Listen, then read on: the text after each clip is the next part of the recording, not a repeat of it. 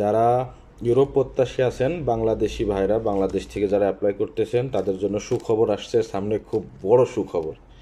সুখবরগুলো এটাই যে আমাদের ক্রোয়েশিয়া বা সার্বিয়া বলেন, তারপরে বুলগেরিয়া, এগুলো ভিসার জন্য অনেক সমস্যা। যেমন ক্রোয়েশিয়ার জন্য আপনার ইন্ডিয়া বা নেপাল যাওয়া লাগতো, আর ইন্ডিয়ার এদিকে ভিসা বন্ধ করে দিচ্ছে।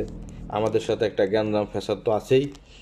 তো এই সব থেকে মুক্তি পেতেই ঢাকায় অবস্থিত যে ভিএফএস গ্লোবাল সেন্টার আছে, ওখানেই আপনারা ক্রোয়েশিয়ার ফাইলগুলো জমা করতে পারবেন। ওদের ওখান থেকে অ্যাপয়েন্টমেন্টের মাধ্যমে আমাদের অন্ততপক্ষে নেপাল এবং ইন্ডিয়াতে যাওয়ার ঝামেলা থেকে মুক্তি পেতে যাচ্ছি। আশা করি 2025 সালের জানুয়ারি মাস থেকে চালু হবে। মাত্র ওরা সল্ট ওপেন করছে, আমরা চেক করছি।